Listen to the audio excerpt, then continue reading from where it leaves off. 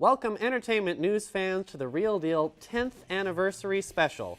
We've got a great episode ahead for you today. As you may have guessed, this season marks our show's 10th anniversary. And ahead on the show, we've got a rundown of the show's history from Logan Sowash, a look at Forgotten segment with Chauncey Baker, and a very special 10-year anniversary edition of On the Street with Becca Malburg and Louie Wieseman.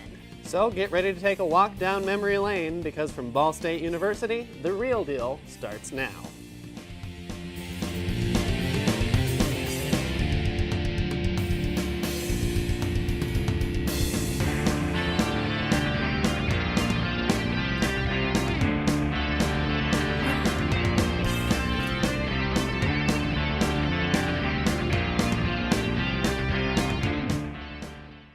Hello and welcome to The Real Deal, Ball State's one and only entertainment news show.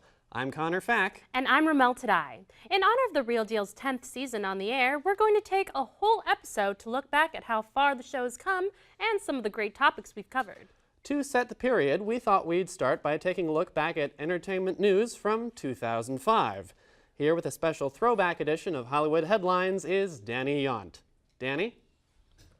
Let's all hop into our DeLoreans and travel back, not to 1985, but rather 10 years ago, to good old 2005.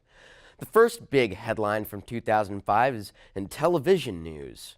It's the season for TV pilots everywhere, and a couple of fresh TV shows have just left the gate and are now in the hands of the viewers to determine whether or not they will stay alive. The first show that aired not too long ago was on March 25th. It was under the direction of Ken Kwapis and the star Steve Carell playing an obnoxious boss of the paper company Dunder Mifflin. The premiere has been received well by audiences all across the country, and this show is sure to continue on into the future.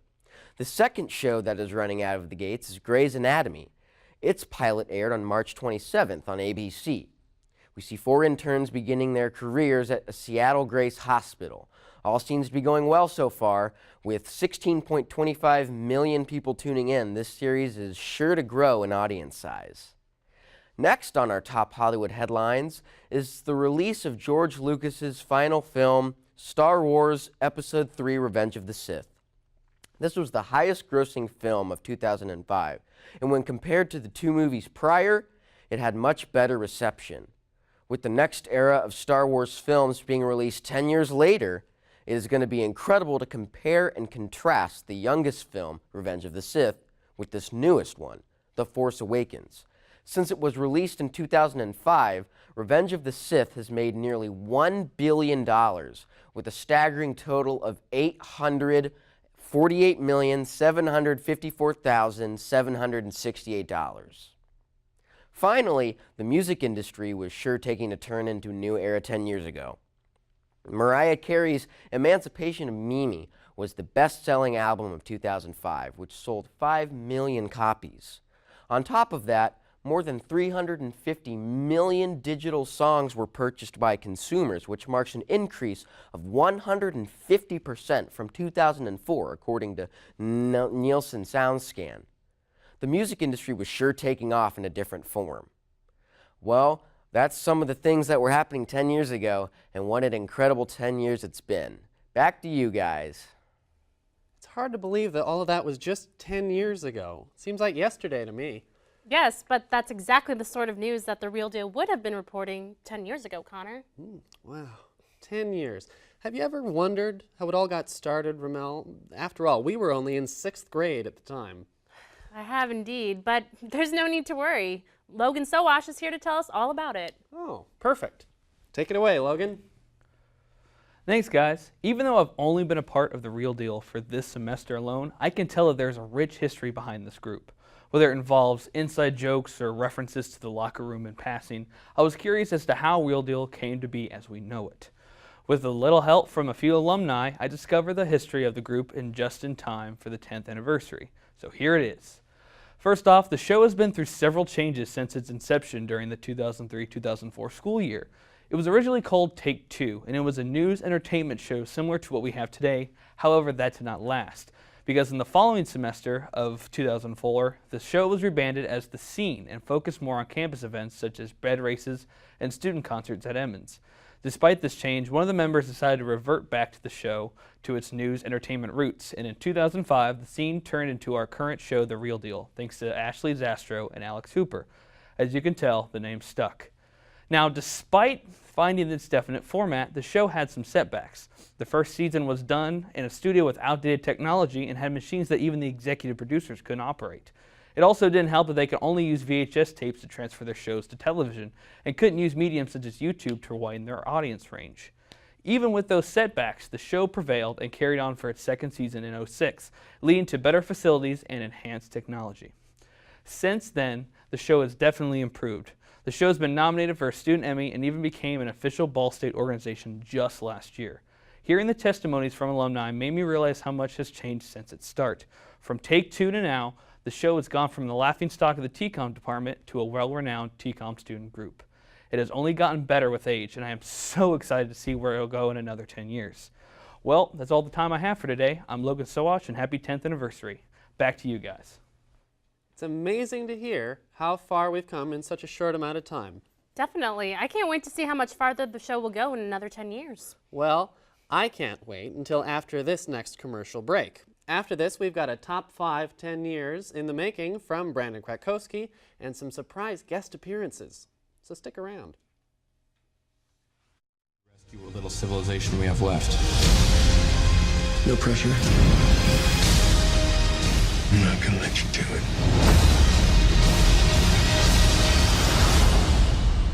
You're real. Yeah, I'm real. The Divergent series.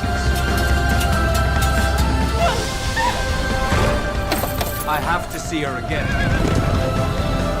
Are you looking for this?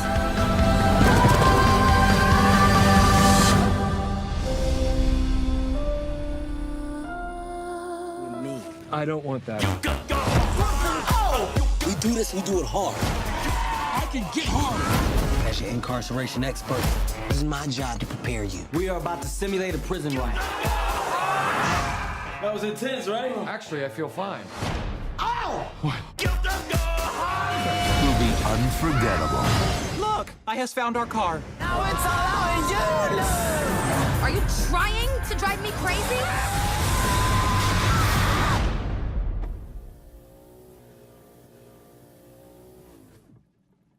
DreamWorks Home. What's up now? What's up now? Hold it down like what's up now?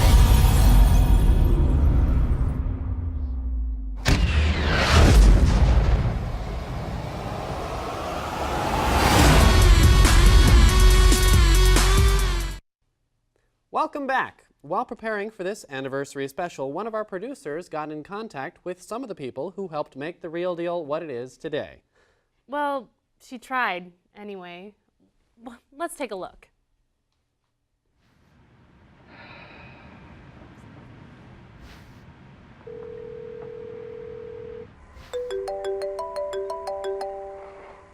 Hello?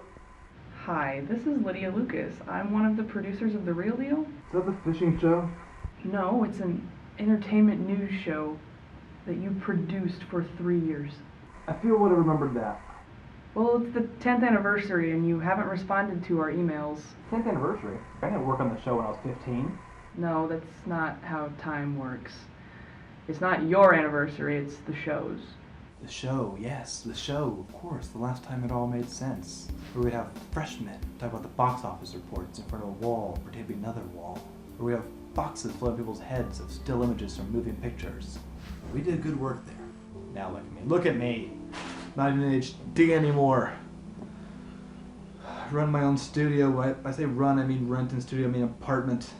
You know people were shot outside my building this year alone. No one is asking you to answer that. I was just wanting to know if you wanted to make a video for the show's 10th anniversary.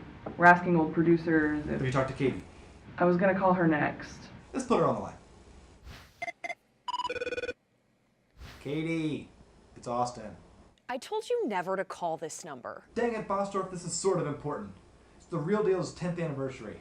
I got Lydia Lucas, the current producer, on the line. Shh.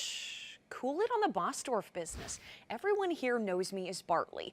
It's common practice in the news business to change your name whenever you get a new job, get a promotion, or you get bored. Like Lydia, what was your name before you were on The Real Deal? Lydia. Bad example. I mean, I loved my time on The Real Deal. It's just not in my nature to look back that far. I need to inspire kids so they can one day rise up to the glamorous life of being a regionally renowned weekend news anchor. You can see the snow isn't very thick. You can see these are big, fluffy flakes. Compare this storm drain to the one that's just across the street. They are almost solid ice. Sorry, did you all just pause for an ironic tangential clip? Have you talked to Jeff yet? He's still alive? Just barely. I'll patch him in. Katie! I told you to always call me on this number. I know, Jeff. It's The Real Deal. They want you back. No, I never worked on a fishing show. No one has, Jeff. It's the show you helped create. They're having their 10th anniversary. What? No, that can't be right, because I worked on the first season, and if it's been 10 years, that would mean I'm almost 30. Yeah, that's how time works. Jeff, are you okay? Damn it, Jeff, speak to me. I mean, 10 years. I mean, Real Deal, I did everything for you. I gave you the best years of my life. Thanks a lot, Real Deal. Thanks a lot. He is really not going to like the 20th anniversary. You guys know this is an entertainment news show, right? Whatever, I can work around this. Good luck with everything. We did good work there. I loved my time on The Real Deal. Thanks a lot, Real Deal.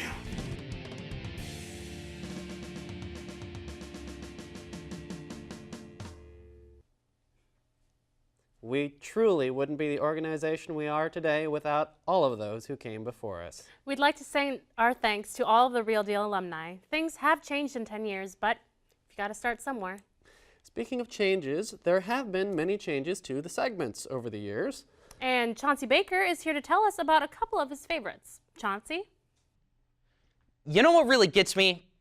Actually, I have nothing to complain about today. Shocking, right? Well, since this is the anniversary show, I guess it's appropriate to tell you how this little segment got started. The rant as we know it didn't exist until season 8, my freshman year. No, I'm actually not taking credit for creating the rant. My first episode that I appeared in, I actually did the top 5. I did the worst superhero movies that I thought I'd been made of up until that point. Batman and Robin appeared on that list, and I believe I complained about the suit having nipples. I got a little carried away. And as soon as the show was done filming for the day, Andrew Bennett, one of the hosts at the time, told me that I should do a new segment they were working on called The Rant. The rest, as they say, is history. However, I would like to talk about a segment that definitely was the pioneer of the segment that I did, and it was called Rocky's Corner. Ben Rocky, who was long gone by the time that by the time I got here, he had a segment where he basically talked about whatever he wanted to. A lot of them involved comedically complaining about the entertainment industry. I gotta say, he was awesome. His humor is a tad more physical than mine is, but he was still hilarious. The clips I'm showing you here are taken from season 7, and you can clearly see how the show has evolved from a technical and aesthetic level. It was still entertaining and informative. Anyway, the last 3 years here have been great at The Real Deal. I'm so grateful that Andrew made the suggestion of me to do the rant. 2 good things came of this. 1, Aiden Hall took over the top 5, and he did the segment way better than I ever could. 2, I got to unleash my inner anger towards the silly little things that matter to all of us here at The Real Deal. As painful as it is for me to watch some of my early segments, it also brings a wave of nostalgia for all of the friends that I've made over here. And I'm still making them here at The Real Deal. I'm Chauncey Baker, and this has been The Forgotten Segments. Still shocked I haven't complained today. What were some of the other forgotten segments, Connor? Well, let's see. There was New on DVD, which, as you can imagine, became kind of obsolete. Still a few others just got new names. There was I Don't Like the Things You Like, which was basically an early version of Swing at Me, and a look back at the classics, which became From the Vault. Well, I don't know about the viewers, but I think I'll go check out a few of those forgotten segments during our next break. Coming up, we have an anniversary themed On the Street with Becca Malburg and Louie Wieseman, Brandon Krakowski's Top 5 Real Deal Moments, and the final word. Don't go anywhere.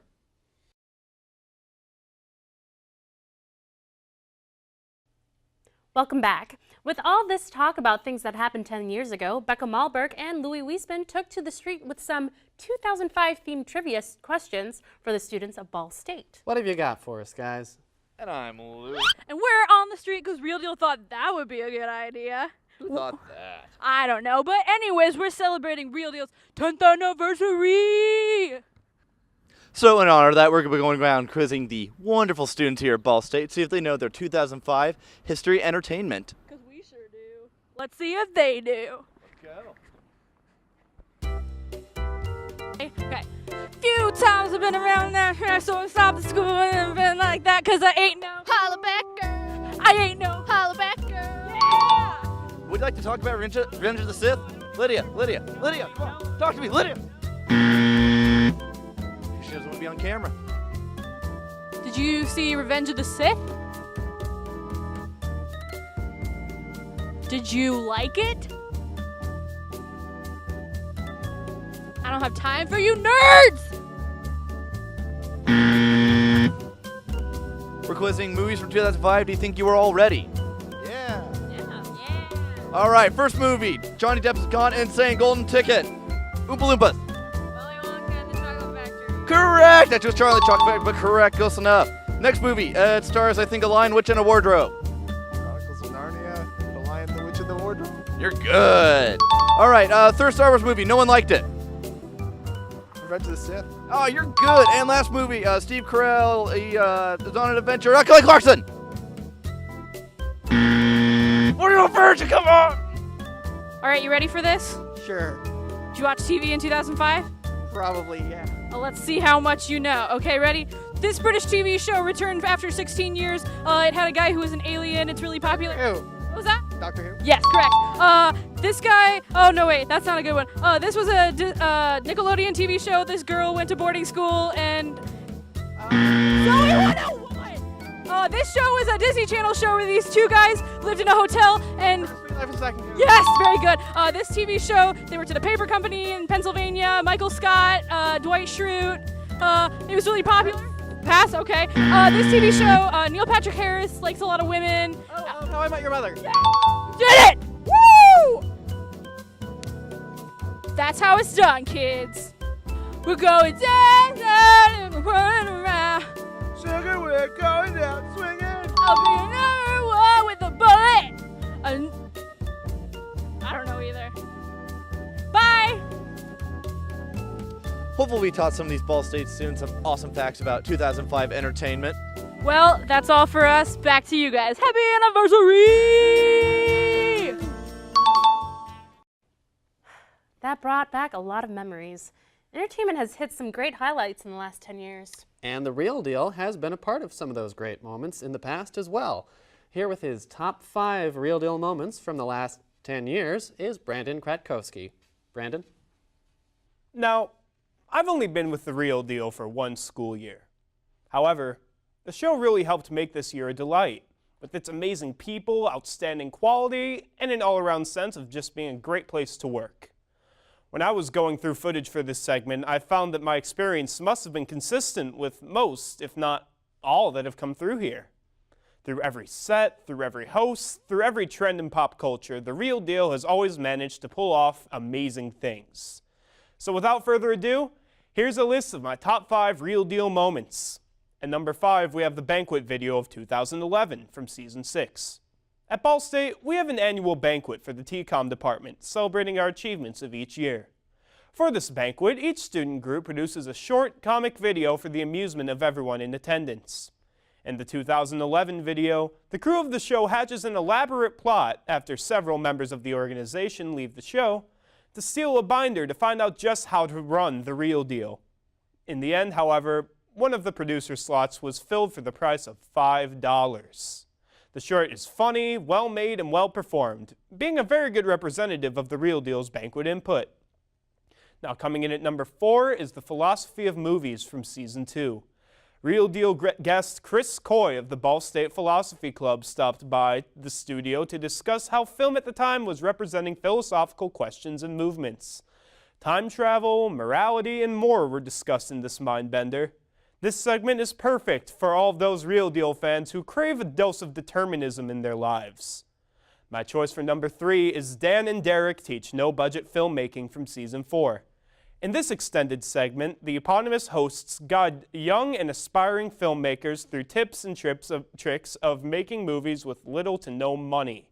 demonstrating the importance of hiring actors for free, do-it-yourself green screens, and more. Though this segment doesn't really serve as sound advice to aspiring Spielbergs, it's a hilarious, irreverent time for all. Now, my number 2 is a more recent choice, our Robert Downey Jr. interview from Season 10.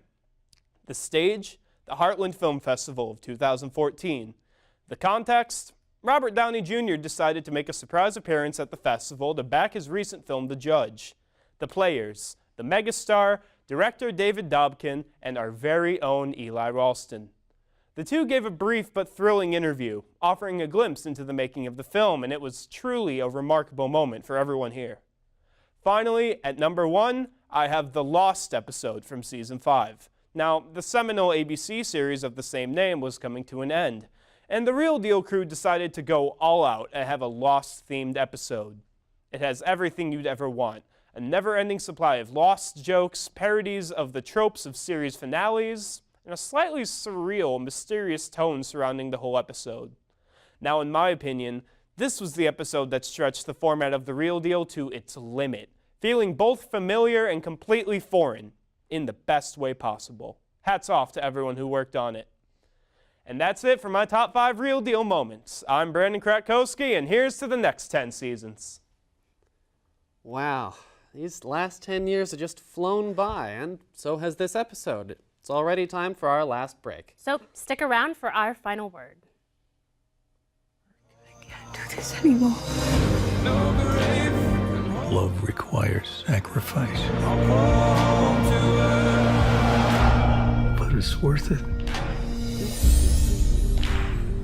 Caleb, you have to help me. It was a real test. You. It's strange to have made something that hates you. What will happen to me if I fail your test?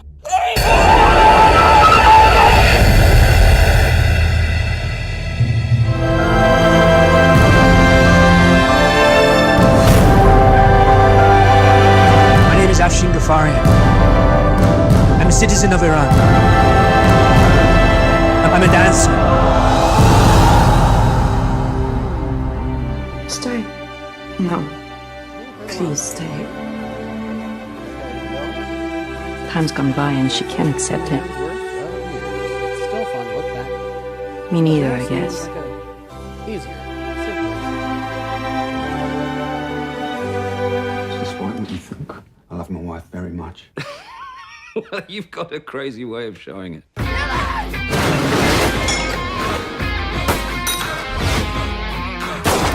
God, this place is like an open-air insane asylum!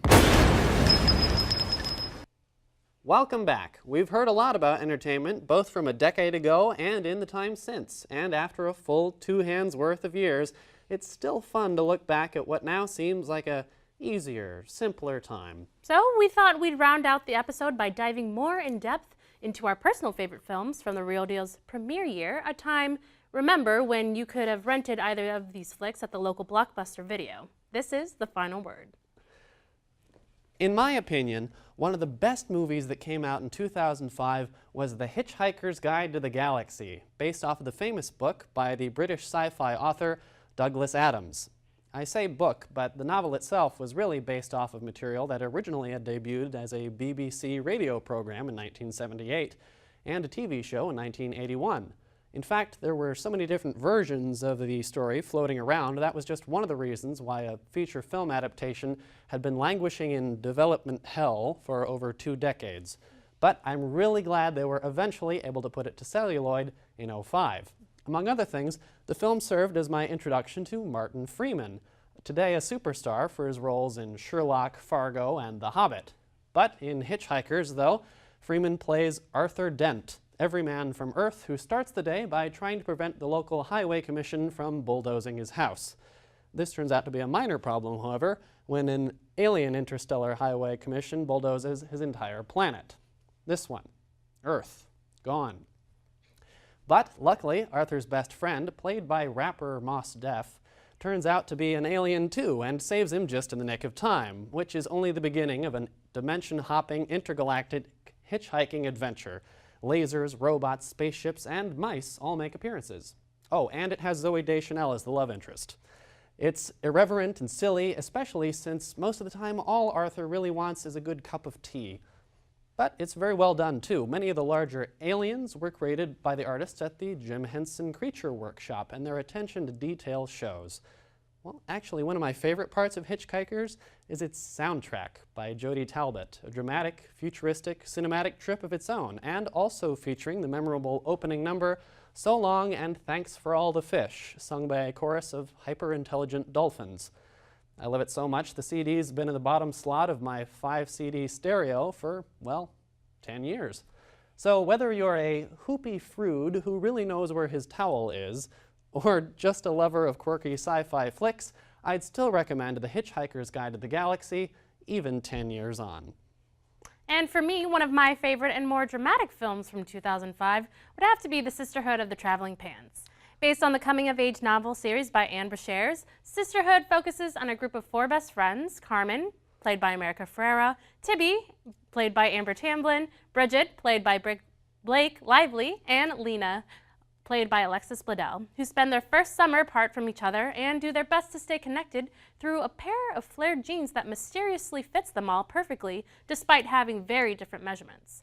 Despite the series to be thought for a young female audience, many critics agreed that the realistic portrayals of the lives of teenage girls gave sincerity to the main actresses' performances, and thought that the film that had the ability to capture hearts outside the female-centric demographic. According to Box Office Mojo, Sisterhood opened at number 5 at the box office with $9.8 million on its opening weekend and had grossed over $42 million worldwide as of November 14, 2008. Throughout the film, many of the themes centering around family, relationships, loss, self-love and appreciation, and of course, the power of friendship, were presented well on screen as much as it did in print.